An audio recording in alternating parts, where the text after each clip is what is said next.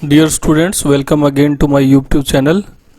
In this video session, I am gonna tell you some important idioms and phrases that are very useful in SSC, CGL, CPO,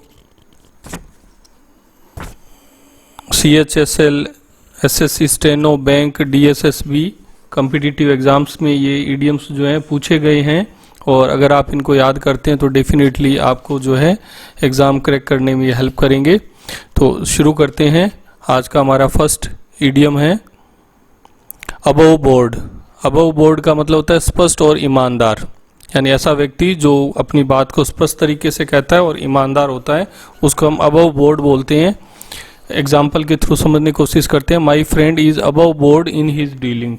मेरा जो दोस्त है वो above board यानी ईमानदार है, स्पष्ट है, ईमानदार है इन हिज डीलिंग, अपने जो भी वो काम करता है डीलिंग्स के अंदर, मतलब जो भी रूटीन में वो डील करता है तो हर काम में वो स्पष्ट और ईमानदार है। सेकंड इडियम है इन a nutshell. In a nutshell इसका मतलब होता है संक्षेप में। संक्षेप में यानी ब्रीफली किसी चीज़ को बताना। तो एग्जाम्पल है इसका tell me the whole story in a nutshell. अगर कोई व्यक्ति किसी चीज़ को डिटेल में बताने चाहता है और आपके पास टाइम नहीं है तो आप बोलते हैं कि मुझे पूरी कहानी जो है संक्षेप में बता दो, tell me the whole story in a nutshell. Third number है to look sharp. To look sharp का मतलब होता है जल्दी करना। एग्जाम्पल के थ्रू समझने की कोशिश करते हैं। लुक शार्प और यू विल गेट लेट, यानी आप जल्दी करो नहीं तो जिस काम के लिए भी आप जा रहे हैं वहाँ के लिए आप लेट हो जाएंगे। फोर्थ है above over head and years. Above head and years का मतलब है पूरी तरह से। Over head and years, over head and years का मीनिंग क्या हुआ? पूरी तरह से। जैसे he is over head and years in debit, वह पूरी तरह से कर्ज में डूबा हुआ है। इसको डेट बोलते हैं। डेट, डेट का मतलब होता है बी साइलेंट है, डेट का मतलब होता है कर्ज, यानी वह पूरी तरह से यानी सिर से लेकर मतलब पूरा, जैसे अपने बोलते हैं पूरी तरह से कर्ज में डूबा हुआ है। नेक्स्ट हमारा है ins and outs. Ins and outs का मतलब होता है पूरा भेद होना या पूरी जानकारी होना। एग्जाम्पल है ही क्विकली लर्नड, मतलब उसने जल्दी ही सीख लिया ins and out of our business, यानी उसने हमारे बिजनेस के बारे में सारी जानकारी जो है बहुत जल्दी जुटा ली, यानी उसे पूरा भेद मिल गया या उसे पूरी जानकारी हो गई। और भी एग्जाम्पल आप बना सकते हैं, जैसे we should start any business after learning ins and out of that business. उस बिजनेस के बारे में सारा कुछ सीखने के बाद हमें वो बिजनेस शुरू करना चाहिए। Foot the bill. Foot the bill का मतलब होता है खर्च उठाना या खर्च करना। जैसे आप कहीं पर रेस्टोरेंट में जाते हैं तो वहाँ जो भी पार्टी वगैरह करती है तो उसका खर्च कौन उठाता है, तो उसको बोलते हैं फूट द बिल। तो एग्जाम्पल के थ्रू समझने की कोशिश करते हैं। Who will foot the bill of this party, इस पार्टी का खर्चा जो है कौन उठाएगा। तो फूट द बिल का मतलब हो गया खर्चा उठाना। तो हु क्वेश्चन पूछ रहा है, who will foot the bill of this party, इस पार्टी का खर्चा कौन उठाएगा। 7 नंबर है टू फाइंड फॉल्ट विद। इसका मतलब होता है दोष लगाना, आरोप लगाना। एग्जाम्पल के थ्रू समझते हैं। We should not find fault with others, हमें दूसरों में दोष नहीं निकालना चाहिए या दूसरों पे आरोप नहीं लगाने चाहिए। नंबर 8 है टू एंड इन स्मोक। असफल होना, फेल हो जाना। टू एंड इन स्मोक, असफल हो जाना या फेल हो जाना। तो all my efforts to reform him ended in smoke. जैसे आपका कोई दोस्त है और वो कुछ इविल्स या कुछ बुरी आदतों में फंस गया है और आपको सुधार करने के लिए उसको आप बहुत कुछ समझाते हैं लेकिन आप लास्ट में फेल हो जाते हैं, तो आप बोलते हैं all my efforts to reform. Reform होता है सुधार करना। तो all my efforts to reform him ended in smoke, मेरे जितने भी प्रयास थे उसे सुधार करने के वो सारे असफल हो गए। डाई बाय इंचेस, इसका मतलब होता है धीरे धीरे मरना। तो डाई बाय इंचेस का मतलब धीरे धीरे मरना। He is dying by inches in a heavy debt. Debt का मतलब कर्ज है, वही मतलब है कि वो धीरे धीरे कर्ज के भार से धीरे धीरे मर रहा है। धीरे धीरे मरना, कर्ज जो है वो व्यक्ति को चिंता में डाल देता है और व्यक्ति धीरे धीरे कर्ज में और डूबता रहता है। नेक्स्ट है हमारा grease the palm. Grease the palm का मतलब होता है रिश्वत देना, घूस देना। तो इसमें ऊपर लिखा हुआ है ग्रीस द पाम। तो greasing the palm in India is a crime. तो भारत के अंदर जो है अगर हम किसी कार्य के लिए रिश्वत देते हैं ऑफिस के अंदर या घूस देते हैं तो उसको एक क्राइम समझा जाता है। तो ग्रीस द पाम हो गया रिश्वत देना या घूस देना।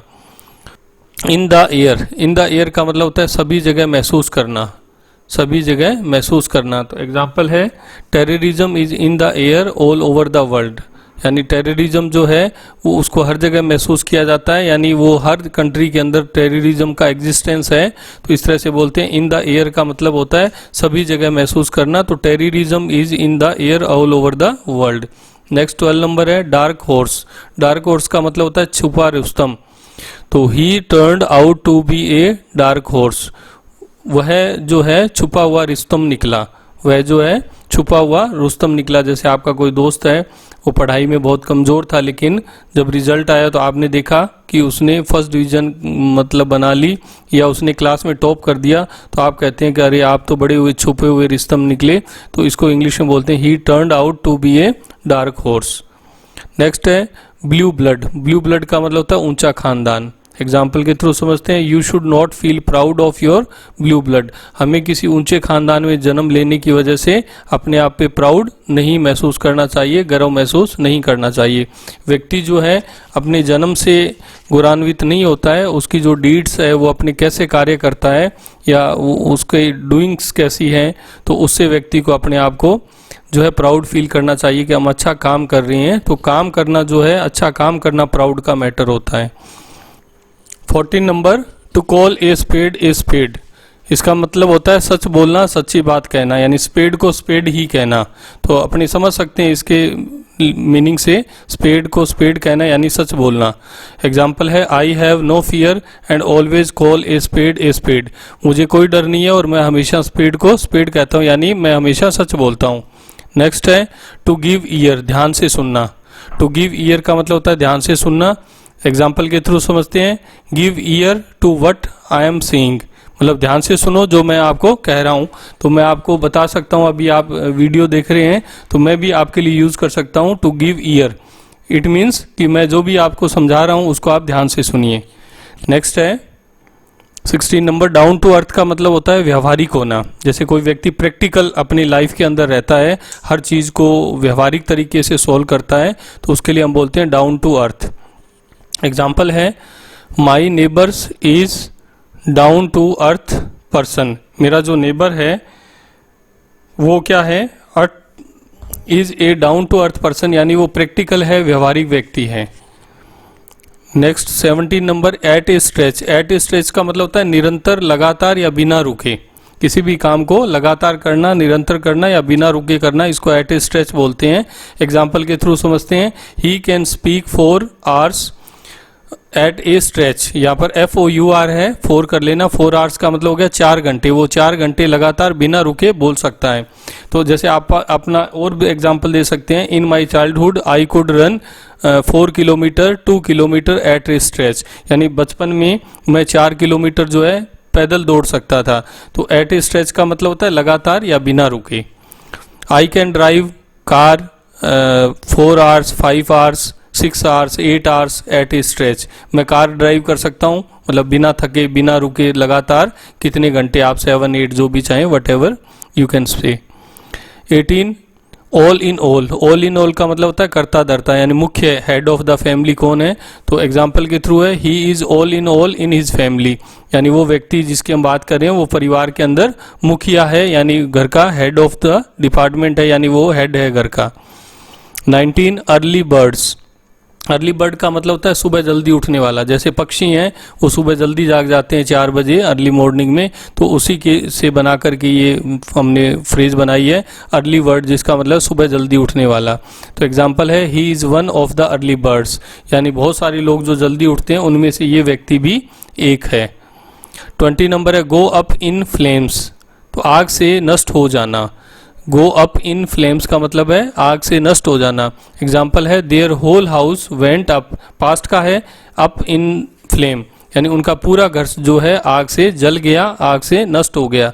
तो यहाँ पर एग्जाम्पल ऊपर देखते हैं गो लिखा हुआ है, नीचे एग्जाम्पल में वेंट लिखा हुआ है, तो ये पास्ट के अंदर है। तो पास्ट में we all know that we use second form of verb, verb की सेकंड फॉर्म यूज करते हैं। तो there whole house went up in flame.